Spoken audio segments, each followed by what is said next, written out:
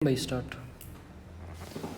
Chapter 11 है class 6 का और यहाँ पे लिखा गया है न्यू एम्पायर्स एंड किंगडम्स, यानी किस तरीके से नए साम्राज्य बने और आप कह सकते हो नए किंगडम्स बने। ठीक है, अब जो साम्राज्य है वो थोड़ा ज़्यादा बड़ा होगा और जो किंगडम्स होंगे वो एरिया वाइज थोड़े से छोटे होंगे। साम्राज्य के अंदर जो शासन करेगा उसको हम सम्राट बोल देंगे और जो आपका किंगडम्स के अंदर जो शासन करेगा उसे हम किंग या फिर राजा बोल देंगे। यानी सम्राट और राजा में भी फ़र्क है, राजा छोटे एरिया का कम पावरफुल और सम्राट बड़े एरिया का। और बहुत सारे राजा ऐसे हो सकते हैं जो एक सम्राट के अंडर हों या उसकी अधीनता उन्होंने स्वीकार कर रखी हो। जैसे मुगलों में हम देखते हैं कि बहुत सारे ऐसे राजा थे जिन्होंने मुगलों की अधीनता स्वीकार कर रखी थी। जैसे अंग्रेज आए भारत में, अंग्रेज़ों की बहुत सारे राजाओं ने अधीनता स्वीकार करी। जैसे राजस्थान में है या निज़ाम ऑफ हैदराबाद हैं, अलग अलग तरीके से, कोई सब्सिडरी अलायंस से, कोई किसी तरीके से। अब यहाँ पे जो पहला वर्ड है इस चैप्टर में वो बताया गया है प्रास्थीज। अब इसका मतलब क्या होता है? इसका मतलब होता है प्रशंसा करना। अब पुराने टाइम में क्या था, जो राजा हैं उनके भी दरबारी कवि हैं और वैसे भी बहुत सारे अलग अलग कवि थे। अब जो बाहर के कवि होंगे वो तो राजा की प्रशंसा करेंगे नहीं, वो तो बताएंगे सेम बात, पर जो राजा के दरबारी कवि हैं वो प्रशंसा करते थे। और अलग अलग जगह पे जो इंस्क्रिप्शंस हैं उन इंस्क्रिप्शंस के अंदर उनके बारे में जिक्र किया गया है। अगर आप देखोगे समुद्रगुप्त के बारे में तो समुद्रगुप्त से रिलेटेड एक इंस्क्रिप्शन हमें मिलती है। ठीक है, जो अशोकन पिलर है इलाहाबाद के अंदर या प्रयागराज के अंदर, वहाँ पे समुद्रगुप्त से रिलेटेड कोई बातें लिखी गई हैं। और लिखी किसने है? जो समुद्रगुप्त का दरबारी कवि था हरिसेन, इसने समुद्रगुप्त के बारे में लिखा, समुद्रगुप्त की प्रशंसा करी कि समुद्रगुप्त महान राजा था, समुद्रगुप्त ने ये किया वो किया, सारी की सारी बातें इन्होंने लिखी हैं। यहाँ पे ये बताया गया है अगर आप इंस्क्रिप्शंस में किसी राजा की प्रशंसा करते हो उसे ही प्रास्थी कहते हैं। प्रास्थी का मीनिंग क्या है? संस्कृत भाषा में तो प्रास्थी हो गया और वैसे ही सो क्या बोलेंगे कि भाई किसी चीज़ की या किसी राजा की प्रशंसा करना, ये इन्होंने बताई है। अब अलग अलग जगह पे अलग अलग इंस्क्रिप्शंस हैं और उन इंस्क्रिप्शंस के अंदर राजाओं के आदेश भी मेंशन है कि राजा ने ये कहा, लोगों को ये चीज़ें करनी चाहिए। और कुछ ऐसी भी जगह हैं जहाँ पे राजाओं की प्रशंसा तो नहीं करी गई पर राजाओं के आदेश लिख दिए। पर कुछ ऐसी भी जगह हैं, ऐसे भी पिलर हैं, ऐसे भी इंस्क्रिप्शंस हैं जहाँ पे राजा की प्रशंसा करी कि राजा ने भाई तालाब बनवाया, राजा ने इस राजा को हरा के अपने साम्राज्य को बचाया या अपने क्षेत्र को बचाया। इस तरीके की बातें जो हैं वो लिखी गई हैं। अब अगर ये पूछ लें कि आपका इलाहाबाद पिलर इंस्क्रिप्शन जो है वो कौन से राजा से संबंधित है, वो समुद्रगुप्त से संबंधित है। और इसका जिक्र किसने किया है? इसका जिक्र हरिसेन ने किया है और हरिसेन ने इसकी प्रशंसा करी है समुद्रगुप्त की। ठीक है, उसके अलावा ये पूछ लें कि भाई इस वर्ड का मीनिंग क्या है तो वो भी हम आराम से बता सकते हैं कि किसी की प्रशंसा करना है या किसी की प्रशंसा में कुछ लिखना। अब जो समुद्रगुप्त है उससे रिलेटेड क्या है उस प्रस्थिति में, तो इन्होंने बताया कि समुद्रगुप्त जो कि गुप्ता वंश के राजा थे और काफ़ी ज़्यादा पावरफुल हम इसे कहते हैं और इसे हम क्या बोलते हैं? नेपोलियन ऑफ इंडिया भी बोलते हैं समुद्रगुप्त को। तो इसमें ये कहा गया है जो कवि था हरिसेन, उन्होंने काफ़ी ज़्यादा प्रशंसा करी है राजा की, राजाओं के युद्ध के बारे में बताया है, राजाओं ने किस तरीके से युद्ध जीते उन चीज़ों के बारे में बताया है। और राजा को कहीं ना कहीं ये दिखाया गया है कि वो भगवान के समान है, क्योंकि उसने जैसे एक भगवान अपने जितने भी आप कह सकते हो भगवान के क्या होते हैं, भगत, उनकी रक्षा करता है, उनकी मदद करता है, ऐसे ही समुद्रगुप्त ने भी अपने साम्राज्य के लोगों की मदद करी। यानी एक तरीके से उसको भगवान का दर्जा दिया गया है या भगवान के बराबर जो है वो समझा गया। अब यहाँ पे ये जो प्रास्थी लिखी गई है यानी राजा की प्रशंसा लिखी गई है, उस प्रशंसा के अंदर जो सेंटेंस हैं वो काफ़ी ज़्यादा लंबे थे। यानी भाई एक पूरी लाइन भर दी और एक सेंटेंस कंप्लीट हुआ, इस तरीके की चीज़ें यहाँ पे लिखी गई हैं। अब यहाँ पे अगर बात करें तो इस तरीके के क्वेश्चन हमसे पूछे जा सकते हैं। पहला तो ये कि भाई इलाहाबाद के अंदर या प्रयागराज के अंदर किसके इंस्क्रिप्शंस मिले हैं, किस राजा के बारे में जिक्र किया, किसने उनको कंपोज किया और साथ में प्रास्थी के अंदर किस तरीके के सेंटेंस थे। इस तरीके की बातें वो कई बार पूछ लेते हैं। उसके बाद आता है समुद्रगुप्त के बारे में कि समुद्रगुप्त की भाई थोड़ी सी प्रशंसा दोबारा कर दी, वही कि समुद्रगुप्त के शरीर पे हजारों जख्म थे, उसके बाद भी उसने दुश्मनों को हराया, वो सारी चीज़ें बता दी। ठीक है, अब यहाँ पे अगर आप देखोगे तो यहाँ पे पेज नंबर 113 पे एक मैप दिखाया गया है 113 के ऊपर। अब उस मैप के अंदर अलग अलग कलर किए गए हैं और उन अलग अलग कलर का अलग अलग मतलब है। यहाँ पे ये बताया है हरिसेन ने कि जो आपका समुद्रगुप्त था उस समुद्रगुप्त के टाइम में अलग अलग तरीके के चार तरीके के वो थे राजा। ठीक है, जो अलग अलग तरीके से शासन करते थे। यहाँ पे इसने ये बताया है कि एक तो आर्यव्रत का क्षेत्र था, जो आपका मैप में ग्रीन कलर से दिखाया गया है, पेज नंबर 113। इस क्षेत्र को आर्यव्रत कहा गया है भाई, ठीक है, इस सारे क्षेत्र को। अब यहाँ पे इसमें क्या बताया गया है इसके बारे में बताया गया है कि यहाँ पे 9 शासक थे, और ये जो 9 शासक थे वो कहीं ना कहीं किससे रिलेटेड थे, who were uprooted and there kingdom were made part of, कि वो जो किंगडम है वो किसका पार्ट था, उन राजाओं का जो एरिया था वो समुद्रगुप्त के एम्पायर का ही कभी ना कभी पार्ट रहा है। फिर आ गया दक्षिण पथ, यानी दक्षिण भारत की। अब यहाँ पे ये बताया गया है जो दक्षिण पथ का क्षेत्र है वहाँ पे 12 राजा थे, और उन 12 राजाओं की अलग अलग राजधानियाँ भी होंगी, और वहाँ पे वो जो राजा हैं उनको हराया गया समुद्रगुप्त के द्वारा। हराने के बाद उन राजाओं ने समुद्रगुप्त के सामने समर्पण कर दिया, और समुद्रगुप्त ने कहा कि भाई चलो तुम्हारा राज्य जो है वो तुम्हें वापस लौटा देंगे, पर तुम किसके अधीन रहोगे, मेरे अधीन रह के काम करोगे। ये बात आपकी समुद्रगुप्त ने कही। यानी एक तो इस तरीके के राजा, दूसरे इस तरीके के जो समुद्रगुप्त के सामने सरेंडर कर चुके हैं, और तीसरे कौन से टाइप के राजा हैं, वो राजा जो आपके समुद्रगुप्त को अलग अलग समय पे विजिट कर रहे हैं। समुद्रगुप्त को जब भी ज़रूरत पड़ेगी तो उसकी मदद करने के लिए वो सारे के सारे आपके तैयार मिलेंगे। उसके बाद अगर बात करें तो फोर्थ आ गया भाई आउटलेइंग एरियाज, यानी ऐसे राजा जो आपके समुद्रगुप्त के साम्राज्य के आसपास तो नहीं है, हिस्सा तो नहीं है उसका, पर काफ़ी दूर है, पर वो राजा ये चाहते हैं कि हम समुद्रगुप्त से रिलेशन बनाएं, और वो कहीं ना कहीं समुद्रगुप्त के सामने समर्पण कर चुके हैं, और यहाँ पे वो ऑफर करते हैं कि भाई मेरी बेटी की शादी करवा देंगे इस तरीके से। और हमने इस तरीके की चीज़ें बहुत सारी देखी भी हैं कि किस तरीके से भाई हर्षवर्धन अपनी बेटी की शादी करवाता है पुलकेशिन सेकंड से, तो वो सारी चीज़ें यहाँ पे भी थी इनके टाइम में। तो 4 तरीके के थे, आर्यव्रत, दक्षिण पथ, और उसके अलावा इनर सर्कल के आगे और आउटर सर्कल। अब यहाँ पे देखोगे तो यहाँ पे इन्होंने ये दिखा रखा है, ये तो हो गया कौन सा भाई, ये जो आपका पिंक कलर है ये हो गया इनर सर्कल। उसके बाद आ गया आउटर में भाई ये एरिया सारे जो दूर दराज के हैं। उसके बाद आर्यव्रत देख लिया, और यहाँ पे कुछ एक इम्पोर्टेंट सिटीज़ और साथ में कैपिटल्स भी बताई गई हैं भाई कि कौन कौन सी इनकी कैपिटल हैं। तो उस समय इंपॉर्टेंट सिटीज़ कौन सी थी, थानेसर इंपॉर्टेंट है, मथुरा उत्तर प्रदेश में है, कन्नौज उत्तर प्रदेश में है। थानेसर कहाँ पे है, हरियाणा के अंदर। ये क्या है, प्रयाग, क्या लिख रखा है भाई ये, एक सेकंड, प्रयाग ये कहाँ पे है,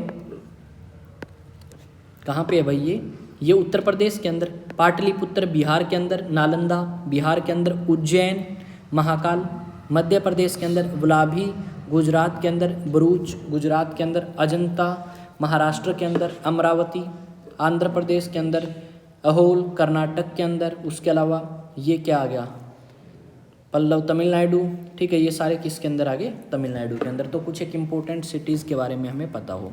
अब ये तो देख लिए। अब यहाँ पे इन्होंने ये कहा है find Prayag the old name of Allahabad. Allahabad का पुराना नाम है प्रयाग, और आज हम इसे प्रयागराज नाम से ही जानते हैं क्योंकि सरकार ने इसका नाम चेंज कर दिया था। उज्जैन और पाटलिपुत्र को भी मैप पे फाइंड आउट करो, प्रयाग कहाँ पे है, उज्जैन कहाँ पे है, पाटलिपुत्र कहाँ पे है, ये हमें मैप में फाइंड आउट करने होंगे क्योंकि ये आपके इंपॉर्टेंट सेंटर रहे हैं गुप्ता राजाओं के। उसके बाद इन्होंने किस चीज़ के बारे में बताया है, what was the difference between the way in which Samudragupta treated the rulers of Aryavarta, कि क्या डिफरेंस था, किस तरीके से वो इन राजाओं को ट्रीट कर रहे हैं, किस तरीके से दक्षिण पथ के राजाओं को समुद्रगुप्त ट्रीट करता था। आप थोड़ा सा बताओगे इसके बारे में। क्या रहेगा ये, अच्छा, सिक्कों के बारे में। अब यहाँ पे कई बार ये क्वेश्चन पूछा जाता है एमसीक्यू में, और बहुत सारे पेपर में ये पूछा गया है, लाइक एसएससी का एग्जाम हो गया उनमें, कि आपका कौन सा ऐसा गुप्त वंश का राजा है जो वीणा प्ले करता था या काफ़ी अच्छी वीणा प्ले कर सकता था, तो वो था समुद्रगुप्त। अगर आप सिक्के देखोगे, कुछ एक सिक्कों के ऊपर ये दिखाया गया है कि समुद्रगुप्त जो है वो वीणा प्ले कर रहा है या वीणा बजा रहा है भाई, ठीक है। तो ये एमसीक्यू टाइप में आ जाता है कई बार। उसके बाद आता है जीनेलॉजीज, यानी किस तरीके से भाई परिवार के अंदर सीक्वेंस क्या रही है, कि पहले कौन था, दूसरे नंबर पे कौन, तीसरे नंबर पे कौन। जैसे हम सुनते हैं समुद्रगुप्त से पहले उसके फादर थे, ग्रैंडफादर थे, वो सारे भी राजा थे। उसके बाद कौन कौन से पावर में आए, तो ये सारी चीज़ें हमें पता लगती हैं। अगर आप बात करोगे समुद्रगुप्त की या समुद्रगुप्त के फादर की, ग्रैंडफादर की, तो वो सारे के सारे आपका रूल करते हुए आ रहे हैं। ऐसा बताया गया है कि जो समुद्रगुप्त है उसकी माँ का नाम था कुमारा देवी, और जो लिच्छवी गण था उससे बिलोंग करती थी समुद्रगुप्त की माँ। अब जो आपके गुप्ता राजा हैं, इन गुप्ता राजाओं में कुछ राजा तो ऐसे थे जिन्होंने राजा का ही टाइटल लिया, किसी ने महाराजा का टाइटल लिया और किसी ने महाराज धीराज का टाइटल लिया, यानी अलग अलग पावर, मतलब ज़्यादा शक्तिशाली है तो टाइटल बड़ा, और नॉर्मल सा था जब स्टार्टिंग हुई इनकी तो छोटा सा टाइटल राजा या महाराजा। इस तरीके से ये सारी चीज़ें इसके अंदर बताई हैं कि किस तरीके से हमें इनकी फैमिली की एक सीक्वेंस देखने को मिलेगी, पहले नंबर पे कौन राजा, दूसरे पे कौन, तीसरे पे कौन, फोर्थ पे कौन, वो सारी चीज़ें इन्होंने बताई हैं। अब यहाँ पे अगर आप देखोगे तो इन्होंने कहा है कि भाई इन टाइटल्स को अरेंज करो सीक्वेंस वाइज, पहले राजा आएगा, फिर दूसरे नंबर पे ये और तीसरे पे ये, यानी ये सबसे बड़ा है, सबसे छोटा टाइटल ये है। अगर ऊपर से नीचे लेके आओगे तो सबसे पहले ये, दूसरे नंबर पे ये और तीसरे पे राजा। इस तरीके से हमें 3 टाइटल्स देखने को मिलेंगे इसके अंदर।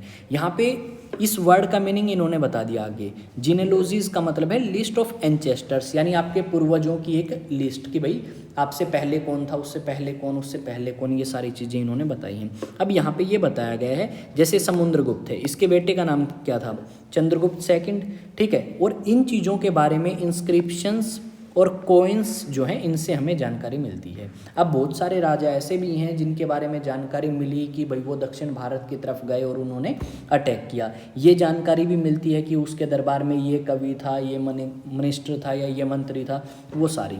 अब यहाँ पे अगर आप देखोगे तो इन्होंने क्या कहा, कालिदास इन्हीं के दरबार में थे, गुप्ता वंश के आर्यभट्ट इन्हीं के दरबार में था, एस्ट्रोनॉमर था और जीरो की खोज करी।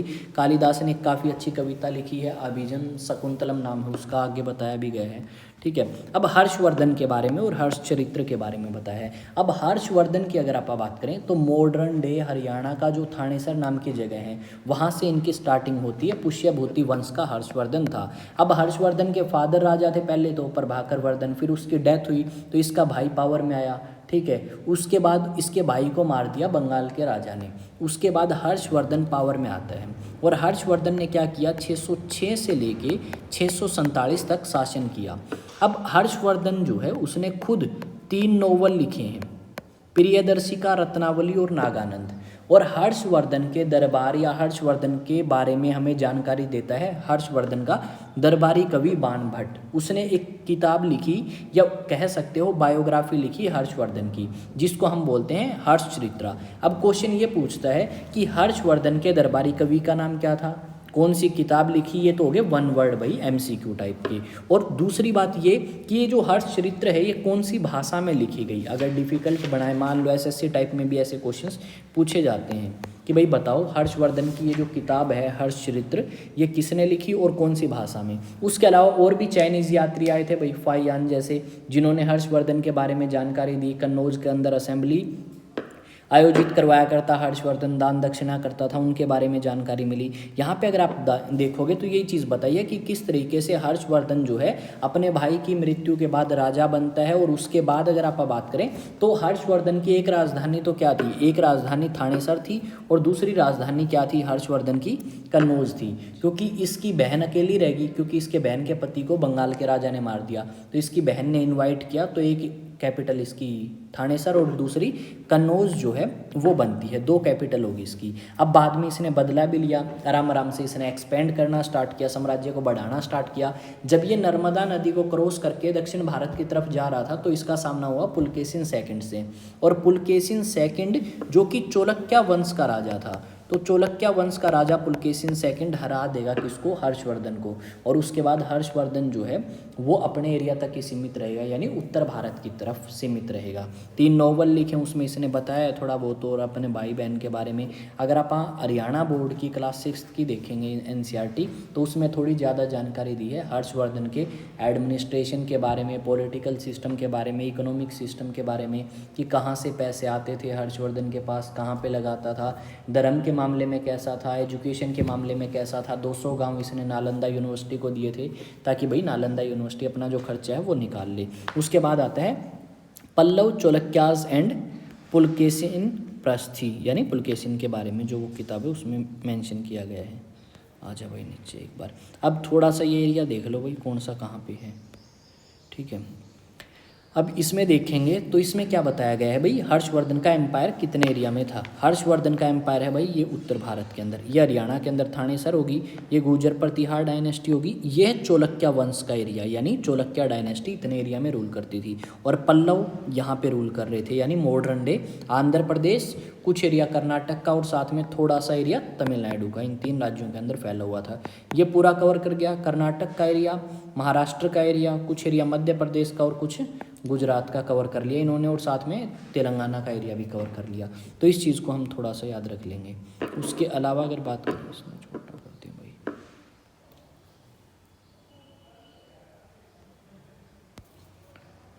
अब रह जाए यहाँ पे, इसमें भी देख सकते हैं आसपास के कुछ एक साम्राज्य। और अब यहाँ पे इसी के बारे में बताया, पल्लव देख लिए कहाँ पे हैं और चोलक्यास कहाँ पे हैं, हर्षवर्धन का एम्पायर कहाँ पे था वो देख लिया, ठीक है।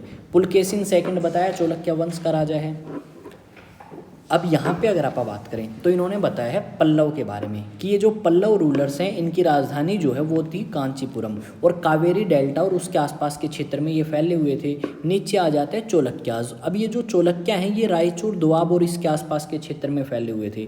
रायचूर दोआब जो है वो आपका कहाँ पे आ जाता है, कर्नाटक का जो ऊपरी हिस्सा है उसको हम रायचूर दोआब का क्षेत्र कहते हैं, जहाँ से तुंगभद्रा और आपकी कृष्णा नदी जाती है। दोआब का मतलब होता है 2 नदियों के बीच का क्षेत्र जो कि काफ़ी ज़्यादा फर्टाइल होगा।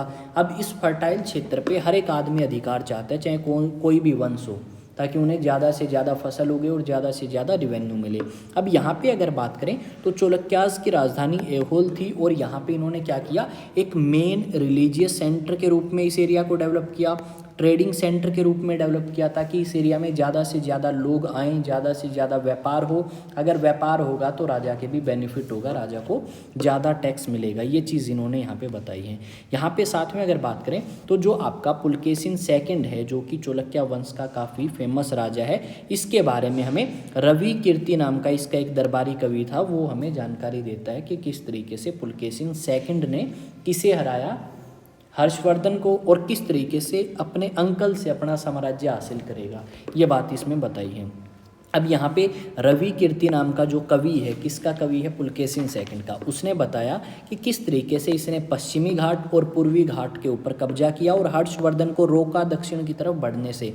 और साथ में इसने क्या बताया है, इसने बताया है कि हर्षवर्धन पहले तो काफ़ी खुश था, हर्ष का मतलब है खुश, या आप कह सकते हो जो बंदा खुशी से अपना जीवन जीता हो, इस तरीके के मीनिंग इसके निकलते हैं। बाद में ये कहा गया जब हर्षवर्धन को हराया पुलकेशिन सेकंड ने, फिर इसके जीवन में ये हो गया कि यार मेरे को तो हराने वाला भी है भारत के अंदर। साथ में इस पुलकेशिन सेकंड ने पल्लव राजाओं को भी हराया और साथ में उनकी राजधानी के ऊपर अटैक भी किया, पर ज़्यादा लंबे टाइम तक नहीं चल पाए। और आने वाले समय में इन डायनेस्टीज़ को, चोलक्याज और पल्लव डायनेस्टीज़ को क्या कर दिया गया, ख़त्म कर दिया गया, और नई डायनेस्टीज़ आपकी उभर के आना स्टार्ट हुई, जैसे चोल और राष्ट्रकूट वंश ये पावर में आए।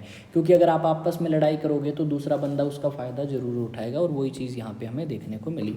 यहाँ पर अगर आप देखोगे तो राष्ट्रकूट्स का ये एरिया है भाई, ठीक है। उसके अलावा दूसरा क्या बताया, चोल यहाँ पे आ गए, यानी इनका एरिया ये नए रूलर्स जो हैं वो खाते हैं। How were these kingdoms administered, भाई ये जो नए नए साम्राज्य हैं या ये जो पुराने साम्राज्य हैं, यहाँ पे शासन किस तरीके से किया जाता था, काम किस तरीके से करते थे, ये बताया है।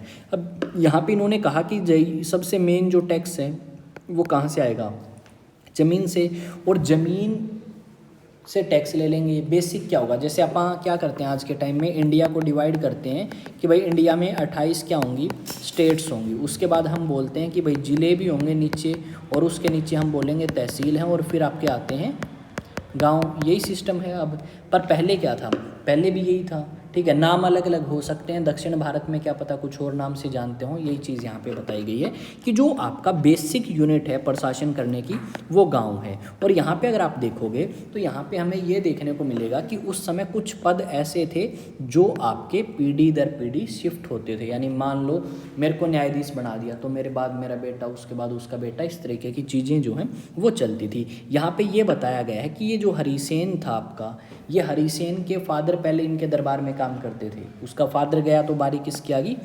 हरिसेन की बारी आ गई। उसके अलावा अगर आप बात करें तो ये भी बताया गया है कि एक आदमी एक से ज़्यादा पद जो हैं वो उस समय संभाल सकता था। जैसे आज के टाइम अगर आप बात करें तो अगर हम बात करें कोई भी मंत्री की, ठीक है, या प्रधानमंत्री की बात करो तो वो एक से ज़्यादा पद संभाल सकता है। अभी रिसेंटली महाराष्ट्र चर्चा में है। महाराष्ट्र के अंदर जो मुख्यमंत्री हैं देवेंद्र फडणवीस, ये मुख्यमंत्री भी हैं और साथ में वहाँ के गृह मंत्री या होम मिनिस्टर भी हैं।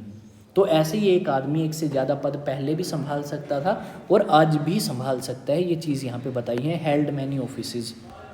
उसके अलावा कुछ लोग जो हैं वो क्या करेंगे, कुछ लोग ऐसे हैं जो यहाँ पे काफ़ी ज़्यादा इम्पोर्टेंट रोल प्ले करेंगे, जैसे भाई चीफ बैंकर का रोल प्ले कर दिया, और बाकी जितने पद हैं उनके ऊपर ये रह सकते हैं। अब इसके बाद क्या बताया है, उसके बाद यही सारी चीज़ें बताई हैं भाई, ठीक है। ऐसी पॉलिसीज़ बनाएंगे जो अच्छे तरीके से लागू करी जा सकें और साथ में भाई साम्राज्य आपका पावरफुल रहे, और जो इंडिपेंडेंट किंगडम्स हैं वो क्या करेंगे, बाद में सेटअप होंगे। मान ले भाई मैं राजा हूँ, ठीक है, और मेरी जो पॉलिसीज़ हैं वो हो चुकी हैं बिल्कुल ख़राब, और मैंने क्या किया, जो मेरे मंत्री हैं या जो मेरे नीचे काम कर रहे हैं जिनको मैंने 3-3 4-4 डिपार्टमेंट संभलवा दिए, अब ये हो गए पावरफुल। अब ये क्या करेंगे, ये लोग अपने नए साम्राज्य डिक्लेयर कर लेंगे कि हम तो तुम्हारे अंडर नहीं रहेंगे। जैसे इंडिया में भी देखें तो इंडिया में भी बहुत सारे ऐसे पॉलिटिशियंस हैं जो पहले किसी पॉलिटिकल पार्टी में थे, बाद में जब उनको लगता है कि हमारा तो खुद का ही बेस काफ़ी है तो वो उस पॉलिटिकल पार्टी को छोड़ के नई पॉलिटिकल पार्टी बना लेते हैं। जैसे हरियाणा की बात करें तो हरियाणा के अंदर आपके कांग्रेस से ही निकले हैं अजका पार्टी, हरियाणा विशाल पार्टी, इस तरीके के बंदे जो पहले कांग्रेस का हिस्सा थे बाद में अलग हुए और नई पॉलिटिकल पार्टी बनाई। ऐसी चीज़ें यहाँ पे वो मंत्री करते थे राजाओं के साथ में जब राजा कमज़ोर होंगे। राजा की आर्मी भाई, अब राजा की आर्मी की बात करें तो राजा के पास सारे साधन थे, जैसे उसकी आर्मी काफ़ी वेल ऑर्गेनाइज थी, उसमें हाथी भी थे, उसके अलावा आपके घोड़े भी थे, घोड़ों के अलावा आपके रथ से जाने वाले कुछ सोल्जर्स थे, पैदल चलने वाले सोल्जर्स थे। यहाँ पे ये बताया गया है कि कुछ लोग ऐसे जो आपके किसी एक दूर दराज के एरिया में रहते हैं और उनके पास खुद की सेना है 500 आदमी 1000 आदमी, तो ज़रूरत पड़ने पर वो लोग राजा को क्या करेंगे, वो लोग राजा को असिस्ट करेंगे या राजा की मदद के लिए सेना भेज देंगे। अब जो सैलरी है वो कैश में नहीं दी जाएगी और रेगुलर भी नहीं पे करी जाएगी भाई, ठीक है, वो डिपेंड करेगा आपके काम के ऊपर। ज़्यादातर सैलरी के रूप में क्या मिलता था, आपको ज़मीन दे दी जाया करती कि भाई इस ज़मीन से जो पैसे निकलेंगे वो आपकी सैलरी मान लेना जितने भी आप बांटोगे। यहाँ पे ये बताया गया है कि कुछ लोग ऐसे जो आपके इस तरीके के काम करते थे, अपनी सेना रखते थे, तो उन्हें क्या बोला जाता था, सामंत जो है वो बोलते थे कि भाई सामंतों की खुद की सेना, क्योंकि ये क्या करेंगे, ये कई बार आपका टैक्स टूक्स इकट्ठा करके भी देंगे राजा को। गांव में कोई आदमी टैक्स ना दे तो अपनी सेना लेके जा सकते हैं। दक्षिण भारत के एरियाओं के बारे में बताया है। अब दक्षिण भारत के एरियाओं में क्या बताया है, ये इंपॉर्टेंट है भाई, ये दोनों के दोनों पॉइंट यहाँ से यहाँ तक का। अब इन्होंने कहा है कि दक्षिण भारत के अंदर प्रशासन के लिए एक तो सभा था और दूसरा ऊर थी। अब जो सभा है उस सभा के अंदर गांव के बड़े जमींदार या फिर आप कह सकते हो ब्राह्मण होंगे जिनके पास बहुत ज़्यादा ज़मीन है। ये जो सभा है इसके अंदर सब कमेटीज़ होंगी, यानी मेन होगी एक, तो उसके अंदर अलग अलग कमेटी बना दी। मान लो ये सभा आपकी देखती है किसके बारे में, कि रोड किस तरीके से बनाए जाएं, तो एक कमेटी होगी रोड की, दूसरा मंदिरों को देखने वाली कमेटी होगी, तीसरा खेती बाड़ी से रिलेटेड एक कमेटी होगी, चौथा सिंचाई से रिलेटेड होगी। यानी सभा के अंदर अलग अलग सब कमेटीज़ होंगी जो अलग अलग काम करेंगे और किस किस काम को ये देखेगी वो भी हमें पता होना चाहिए। और इस तरीके के क्वेश्चंस स्टेटमेंट बना के देते हैं और पूछ भी लेते हैं कि भाई बताओ क्या होगा क्या नहीं होगा। उसके बाद आ गया, ये तो हो गया ब्राह्मण के लिए। अब जिसके अंदर ब्राह्मण ना हो, बड़े बड़े जमींदार ना हो गांव के अंदर, उस सभा को क्या बोलेंगे, ऊर बोल देंगे। अब यहाँ पे कौन होंगे, यहाँ पे आपके नॉर्मल गांव के जो व्यापारी टाइप होंगे ना, जो अपने सामान लेके आ रहे हैं बेच रहे हैं, वो इसके अंदर आ जाएंगे, ठीक है। ये सारी चीज़ें इसके अंदर इन्होंने बताई है। इनका काम क्या है भाई, वही अगर व्यापारी हैं तो अपनी चीज़ें देखेंगे, क्या चीज़ हमें करनी चाहिए क्या नहीं करनी चाहिए, कितना टैक्स पे करें राजा को कितना नहीं, इस तरीके की बातें। अब ऐसा तो है नहीं सारे व्यापारी हैं या फिर सारे के सारे वो हैं, क्या बोलते हैं आप, ब्राह्मण, कुछ और लोग भी होंगे। अब नॉर्मल जैसे हम जैसे लोग, तो वो क्या करेंगे भाई। अब कालिदास जो है उसने बताया है कुछ, कालिदास ने क्या बताया है कि जो ब्राह्मण हैं वो ब्राह्मण तो बोलते थे संस्कृत, या जो राजा है वो भी संस्कृत बोलता था, पर जो आम आदमी हैं या आम औरत हैं हम जैसे, वो प्राकृत भाषा का इस्तेमाल करते थे। यहाँ पे कालिदास ने एक अपना कह सकते हो प्ले लिखा है या एक नोवेल टाइप मान सकते हो, जिसका नाम है अभिजनन शकुंतलम। अब इस अभिजनन शकुंतलम में दुष्यंत नाम का एक राजा और शकुंतला नाम की एक औरत के बारे में जिक्र किया गया है, और यहाँ पे एक गरीब फिशरमैन के, मछुआरे के बारे में भी जिक्र किया है, ठीक है, ये यहाँ पे मशवारे की स्टोरी जो है वो इन्होंने दे रखी है। यहाँ पे ये कहा गया है कि अगर मान के चलो आप पुलिस स्टेशन में गए और आप काफ़ी गरीब हो, आपने पुलिस से कंप्लेंट करी, तो किस तरीके का व्यवहार पुलिस आपके साथ करेगी वो बताओ। साथ में यहाँ पे आपका प्राकृत भाषा के कुछ एक इंस्क्रिप्शंस हमें मिलते हैं, तो ये किसने बनवाए और कब और कहाँ। हमने बताए थे ना इंस्क्रिप्शंस बनवाए हैं, किसने बनवाए हैं, कौन सी भाषा में लिखवाए गए। अशोक के बारे में जिक्र किया था कि अशोक ने प्राकृत भाषा के इंस्क्रिप्शन से लिखवाए ताकि साधारण लोग उनको पढ़ सकें, समझ सकें। अब संस्कृत में लिखवा देंगे, संस्कृत तो समझ ही नहीं आएगी हम लोगों की। अब चाइनीज़ ट्रैवलर फाहियान ने बताया है अनटचेबल्स के बारे में या अछूतों के बारे में कि वो गांव से बाहर रखा जाता था, उनको एंटर करेंगे तो कुछ एक रिस्ट्रिक्शंस होंगी, तभी उन रिस्ट्रिक्शंस को अगर वो पूरा करते हैं तो आ जाएंगे, अदरवाइज़ नहीं आ सकते।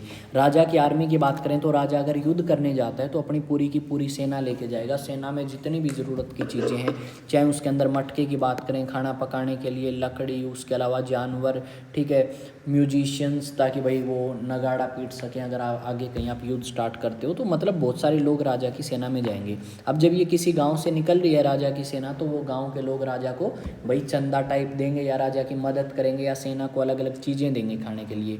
साथ में राजा के पास क्या करेंगे, कंप्लेंट भी करेंगे कि राजा हमारे एरिया में ये समस्या है। जैसे मान लो अपने यहाँ पे भाई पेटवाड़ साइड एक बार वो आया था मुख्यमंत्री, उस समय मनोहर लाल खट्टर था, तो गांव के लोगों ने क्या किया, समस्या बताई कि जी हमारे गांव में ये समस्या है, डिग्गी बनवा दो, ये कर दो। कुलाणा में आया तो कुलाणा में स्कूल से रिलेटेड कोई समस्या थी, बताई। तो ऐसे ही जब ये राजा आते हैं अलग अलग जगह पे, तो उन्होंने भी अपनी समस्या बताई होगी कि हमारे एरिया में ये समस्या है और इन समस्याओं का समाधान जो है वो किया जाए। यहाँ पर यही चीज़ें बताई हैं कि make a list of all things that were carried with the army, क्या क्या चीज़ें हैं जो आर्मी के साथ जाएंगे और क्या क्या हैं जो नहीं जाएंगी। अब ये भाई आपका इस्लाम के बारे में बताया है, इस्लाम की पवित्र किताब क्या है, कुरान है, और किस तरीके से पैगंबर मोहम्मद ने एक नया धर्म जो है वो स्टार्ट किया मक्का मदीना के अंदर या सऊदी अरब के अंदर, क्या रीजंस थे। और यहाँ पे ये भी पूछा गया है कि आप बताओ भाई किस तरीके से आपके जो सेलर्स हैं वो कौन सा रूट फॉलो करके आए। यहाँ पर ये बता दिया कि प्रेजेंट डे सिंध में आज से 1300 साल पहले इस्लाम का पैगाम लेके आ गए थे मुस्लिम्स, और इन्होंने अलग अलग जगहें पे अलग अलग टाइम में इस्लाम को फैलाया। अब यहाँ पे कुछ एक क्वेश्चंस हैं या कुछ एक आप कह सकते हो कीवर्ड हैं। इसका मतलब क्या है भाई, आर्यव्रत का मतलब क्या है, दक्षिण पथ क्या है, जीनोलॉजी क्या है, हेरिडिटी ऑफिस, सामंत, असेंबली और नगरम, बताना एक बार।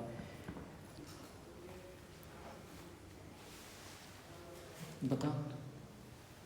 प्रशस्ति से प्रशंसा करना किसी की। अच्छा, उसके बाद नेक्स्ट लिस्ट ऑफ इंटेस्टेंस, और उसके अलावा आर्यव्रत और दक्षिण पथ, दक्षिण पंथ दक्षिण का स्वामी, दक्षिण का स्वामी। अच्छा, और ये दूसरा आर्यवर्त ने पता से राजा होगा शायद। उत्तर भारत का एरिया जो अपन मैप में देखा है, सामंत व्यापारी, वो मर्चेंट होते हैं, वो तो जिनके पास खुद की सेना होती, राजा के अंडर का। हाँ, राजा के लिए कई बार मदद भेजते थे। असेंबली दो टाइप की थी, सभा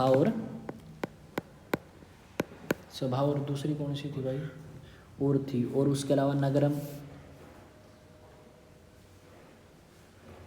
नगरम मतलब नगर मतलब आप शहर की बात कर रहे हैं यहाँ पे।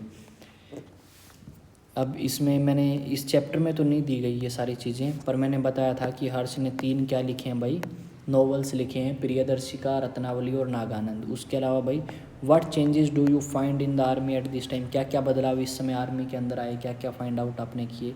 न्यू एडमिनिस्ट्रेटिव अरेंजमेंट्स के बारे में बताना है, ठीक है। कैपिटल के बारे में पूछा गया है, ट्रू और फॉल्स है ना ये तो, हाँ ये बता दो भाई। पल्लव की कैपिटल थी क्या ये, या चोलक्यास की थी।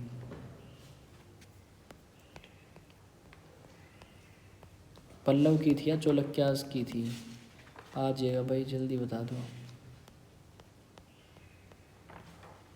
कहाँ गया,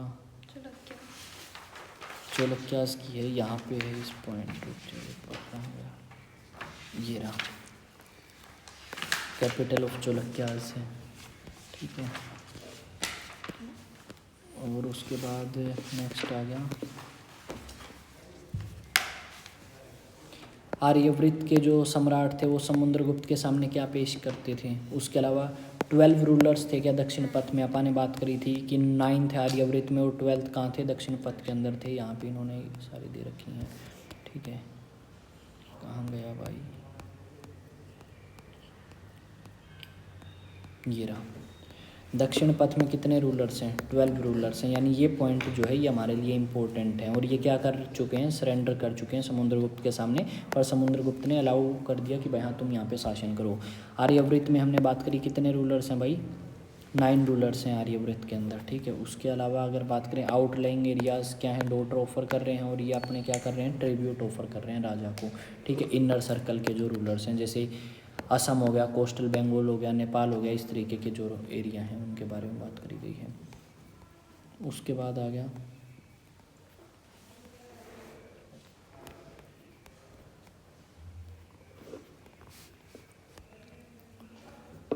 Takshashila and Madurai were important centre under the control of Gupta rulers.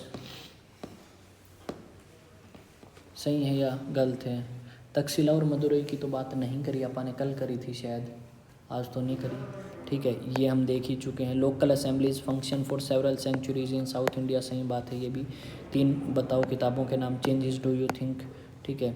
New administrative arrangements क्या क्या आई, और उस ये एक स्टोरी दी है बिल्कुल स्टार्टिंग के अंदर, ये लेट्स डिस्कस है। जब आप चैप्टर स्टार्ट करते हैं ना, वहाँ पे अरविंद के बारे में एक स्टोरी बताई गई है यहाँ पे, ये रही अरविंद, ठीक है। तो इसके बारे में बता सकते हो। और क्या देखना है, यानी जो इम्पोर्टेंट क्वेश्चंस है ना, वो इम्पोर्टेंट क्वेश्चंस तुम्हें नीचे क्वेश्चंस देखोगे ना ये, ठीक है, जो अपन ने दे रखे हैं नीचे, ट्रू फॉल्स भी हैं, उसके अलावा 2 नंबर वाले मिल जाएंगे, 3 के भी, लेट्स डिस्कस भी या लेट्स थिंक, वो सारे के सारे देखोगे तो तुम्हें पता लग जाएगा कि इस चैप्टर के अंदर क्या इम्पोर्टेंट है और क्या नहीं है इम्पोर्टेंट, यूँ कर लेना। बाकी देखते हैं कल और क्या रहेगा इसमें, ये भी देख लेना भाई एक बार क्या है। How do you think war affect the lives of ordinary, किस तरीके से सामान्य लोगों का जीवन जो है वो प्रभावित होता है युद्ध अगर होता है तो। उसके अलावा भाई if you had to make a genealogy of yourself, अपने परिवार की बना सकते हो, जो आते हैं बताने वाले, या कितने हमें पता है, 4 या 5 पता है, वो नाम लिख सकते हैं। और तो कुछ नहीं है। गुप्ता डायनेस्टी की स्टार्टिंग कितने साल पहले हुई, हर्षवर्धन के बारे में बात कर चुके हैं, 606 से लेके 47 तक। कौन सी डायनेस्टी, पुष्यभूति डायनेस्टी, और इसके फादर का नाम प्रभाकर वर्धन, ठीक है। वो सारी बता सकते हो थोड़ा बहुत जितना पता है। उसके बाद नेक्स्ट चैप्टर स्टार्ट हो जाएगा।